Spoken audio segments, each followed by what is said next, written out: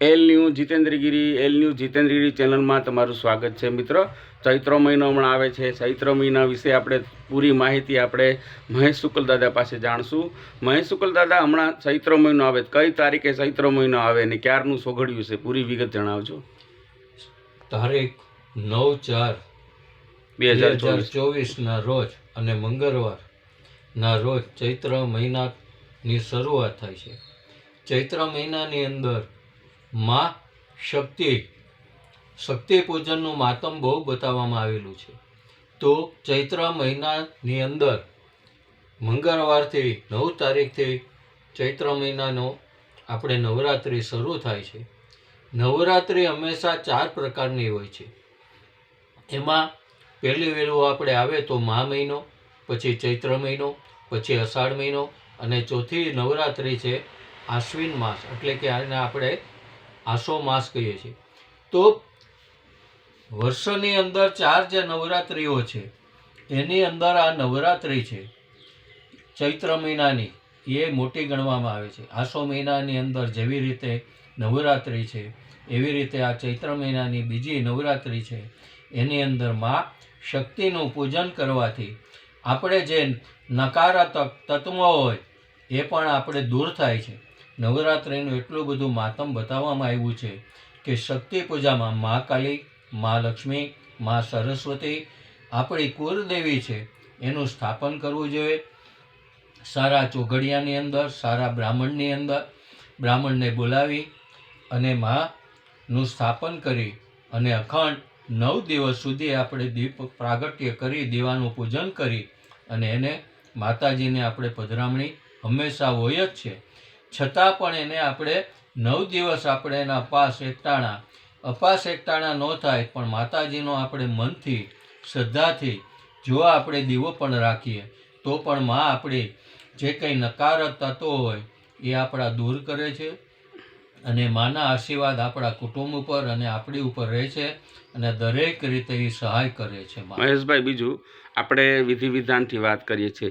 મંગળવારે સવારે ક્યુ સોઘડિયાની અંદર આ અનુષ્ઠાન કરવાનું શરૂ કરવાનું હોય છે? 9 વાગ્યા પછીના ચોઘડિયા સારા છે। એની અંદર આપણે ઘટ સ્થાપન કરવું જોઈએ, માટી રાખી અને એની અંદર કુંભ। તો કુંભ કયા પ્રકારનો હોવો જોઈએ? કુંભની અંદર ઘણા પ્રકારના તત્વો છે પણ નવરાત્રિની અંદર હંમેશા માતાજીનું ઘટ સ્થાપન કરવામાં ઘડો જો લેવો હોય, કુંભ લેવો હોય તો એ માટીનો જ હોવો એ જરૂરી છે।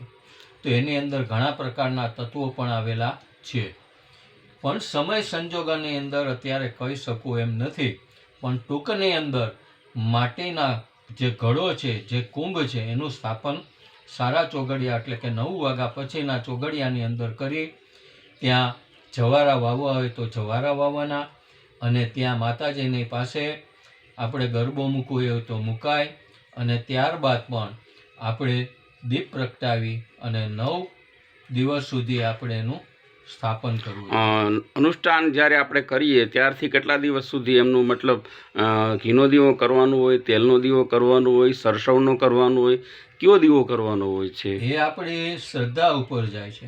અત્યારે ઘી તો મોટા ભાગના બધા નકલી જ છે, તો સૌથી સારામાં સારું માતાજીની પાછળ આપણે દીપ કરવો હોય, દીવો, તો હંમેશા તેલનો કરવો જોઈએ।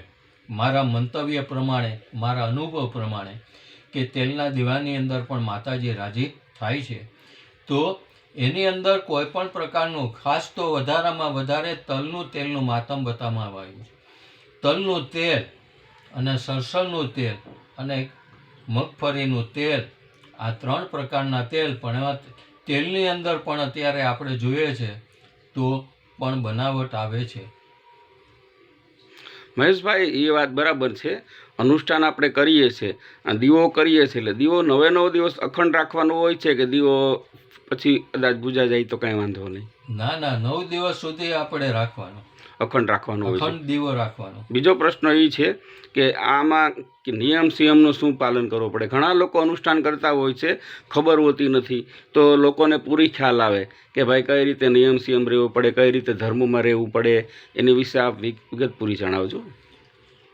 અનુષ્ઠાનની અંદર હંમેશા નીચે જમીનની ઉપર જ સૂવું પડે છે.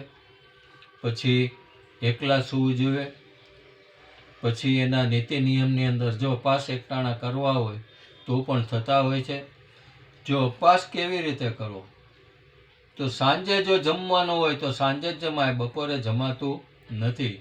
જો બપોરે તમે અનાજ લ્યો તો એ તમારે નિષેધ બતાવવામાં આવ્યો છે. એટલા માટે ઘણા લે છે, પણ ફરાળની અંદર એ સૂક્ષ્મ કે જે ફલાહાર તો સૂક્ષ્મ લેવું જોઈએ, કે તમારા શરીરને જે નુકસાન ના કરે.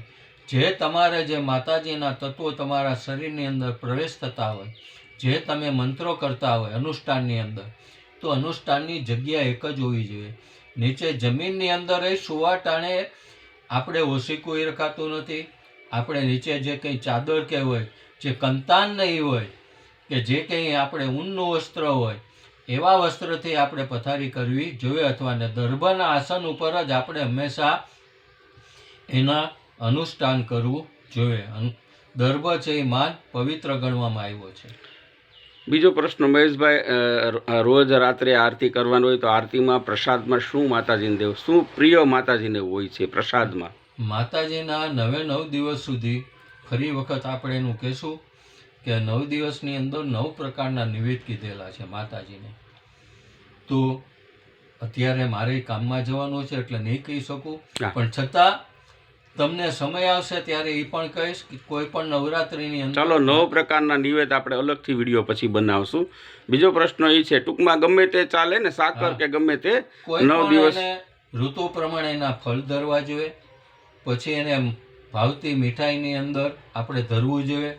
પછી તમે માની લ્યો કે જેમ કોઈ માતાજીનું નામ લ્યો છો, જે એના જપ કરો છો, અને રોજ તમે એનો હોમ કરો, જે મંત્ર તમે 10 માળા કરો, તો કમસે કમ 1 માળા તમે એનો હોમાત્મક કરો. દશાંશ કહેવાય ને, દશાંશ દશાંશ હોમ કહેવામાં આવે.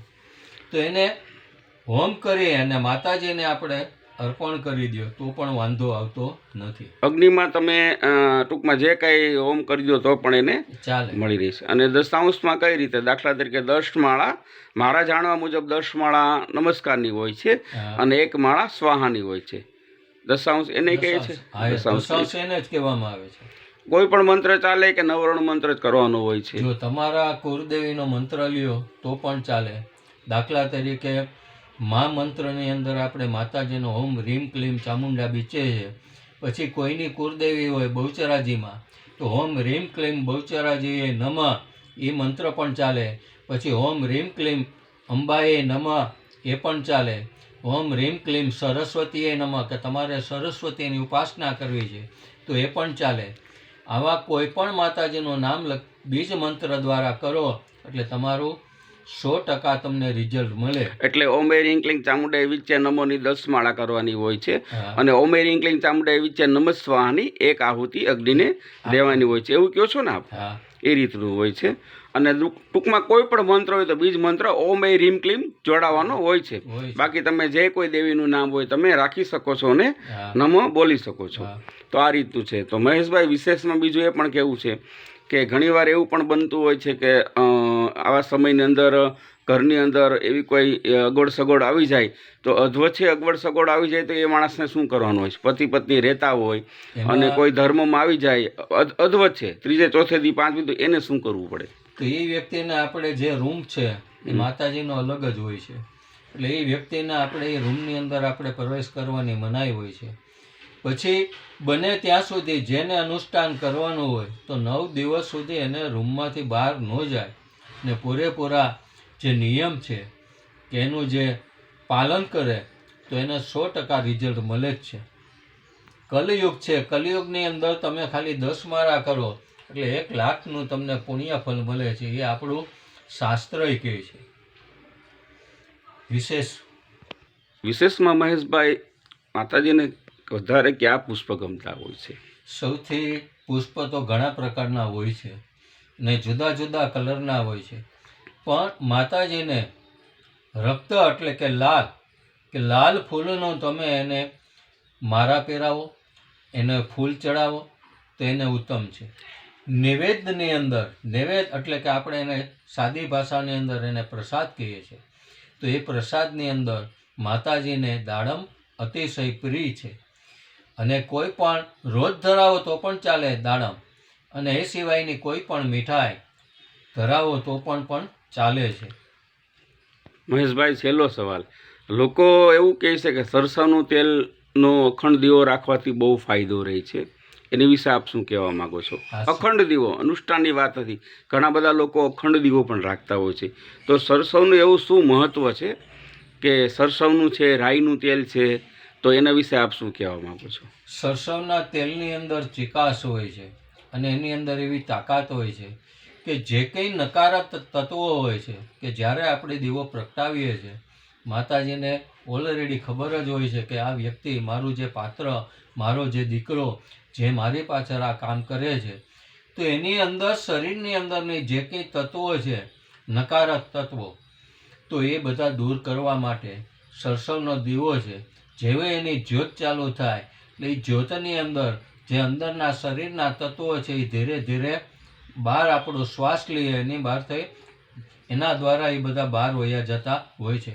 બીજા નંબરની અંદર સરસવના તેલની અંદર આપણા શરીરની અંદરના જે નકારાત્મક તત્વોની અંદર શરીર તૂટતું હોય કે કમર દુખતી હોય, માથું દુખતું હોય, એવા તત્વો હોય કે હાડકાં દુખતા હોય, તો શરીરને એવા કોઈ પણ દુખાવા હોય તો પણ એના દીપ પ્રાગટ્યથી, એના સરસવના અખંડ દીવાથી પણ એ દૂર થાય છે. એવા પણ આપણે દાખલા જોયેલા છે. તો દાદા, ખૂબ ખૂબ આપનો આભાર, અને બહુ સરસ આપે વાત કરી છે. તો જય માતાજી, જય ભોળાનાથ. જય માતાજી. મારા જે કોઈ આ ચેનલ જોવે છે એને એક વિનંતી કે 2 દિવસ પછી ફરીથી તમને માતાજીના નૈવેદ્ય વિશે તમને 100% જાણકારી આપીશ. જય માતાજી. તો મિત્ર, આપણે મહેશ શુક્લ દાદાને અત્યારે મુલાકાત કરી છે. આપણા વિડીયો આ રીતે જે કંઈ હશે તે અગાઉ આવતા રહેશે. હમણાં નોરતા આવે છે, તો માતાજી, ખરેખર માતાજીનું અનુષ્ઠાન મિત્ર તમે ન કરતા હોય પણ તમે કરી શકો છો, કારણ કે શક્તિથી મોટું મિત્ર આ દુનિયામાં કોઈ છે નહીં. બ્રહ્મા વિષ્ણુ મહેશને આપ તમે જોવો તો બ્રહ્મા વિષ્ણુ મહેશને પણ ક્યારેક તકલીફ પડે એટલે એ લોકો શક્તિ પાસે જાય છે. એટલે જ કહેવાય છે કે ઓમે રીં ક્લીં ચામુંડાય વિચ્ચે નમો. ઓમે રીં ક્લીં ચામુંડાય વિચ્ચે નમોનો મંત્ર મિત્ર તમે જાપ કરશો તો પણ તમને હાલશે. બાકી જે હમણાં મહેશભાઈ આપણે વાત કરી છે કે કોઈ પણ હોય, દાખલા તરીકે કોઈ પણ મંત્ર હોય તો તમે એમાં ઓમ એ રીં ક્લીં બહુચારે જે નમો, ઓમ એ રીં ક્લીં લગાડવાનું, અને બાકી કોઈ પણ દેવી નામ અને નમો કરવાનો, અને બાકી તમે આહુતિ આપો ત્યારે ઓમ એ રીં ક્લીં બહુચાર જીએ નમઃ સ્વાહા શબ્દ લગાડવાનો. મતલબ દેવી ઓમ એ રીં ક્લીં અને પછી દેવીનું નામ નાખવાનું, પછી નમઃ એ 10 માળા કરવાની, અને પછી સ્વાહા બરાબર છે 1 માળા કરવાની. તો આ રીતે મિત્રો, હું મારી ચેનલ તમે સબસ્ક્રાઈબ કરજો. L news Jitendragiri. જય માતાજી, જય ભોળાનાથ.